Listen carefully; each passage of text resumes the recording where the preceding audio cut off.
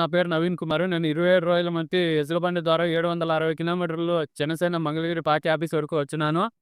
Money Pawan Kalyan sir కూడా కలుస్తున్నారు. రైతు యొక్క సమస్యలు తెలియజేద్దామని పవన్ కళ్యాణ్ సార్ వరకు వచ్చినాము. సారే మన దగ్గరకొచ్చి మా ఒక రైతుగా సార్ ఒక రైతు దగ్గరకొచ్చి కలిసి వెళ్ళినాడన్న. రైతుల యొక్క సమస్యలన్నీ తెలియజేసిన తారుకైకే.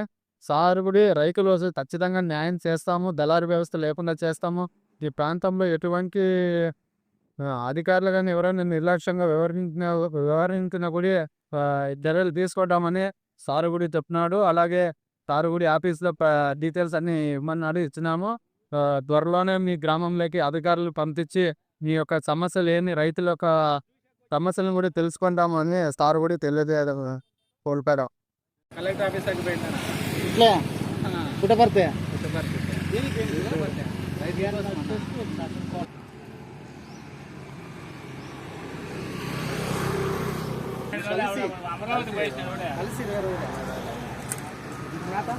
అటుపక్క జనసేన వాళ్ళు బాగా సపోర్ట్ చేస్తున్నారు. రాయలసీమ తక్కువ అంటారు.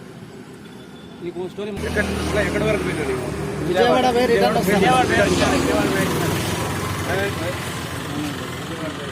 నా పేరు నవీన్ కుమారు. మాది సత్యసాయి జిల్లా పరిమండల శాసనకోట. ఈ ఎద్దుల బండి యాత్ర ద్వారా పవన్ కళ్యాణ్ సార్ వరకు, deputy CM Pawan Kalyan sir వరకు వెళ్ళి రైతుల యొక్క సమస్యలు వినతి పత్ర రూపంలో ఇవ్వడం జరిగింది.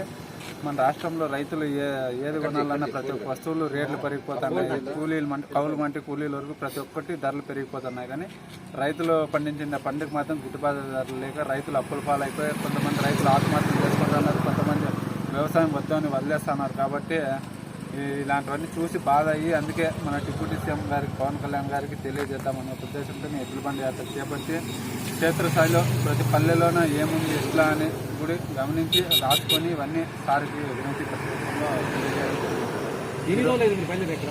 ఇక్కడ బయలుదేరి 20 రోజులు అంటున్నాను.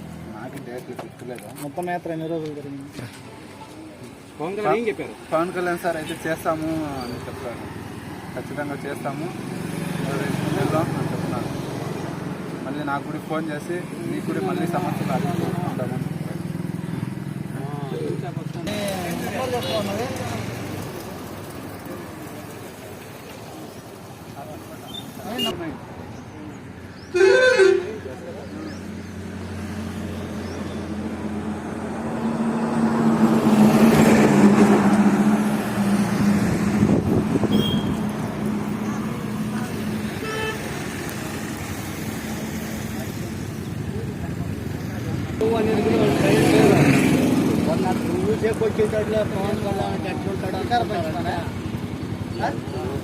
చూసాక వచ్చింటాడు, ఇది దూరం నా చూసాక వచ్చింటాడు అనుకుంటాడు.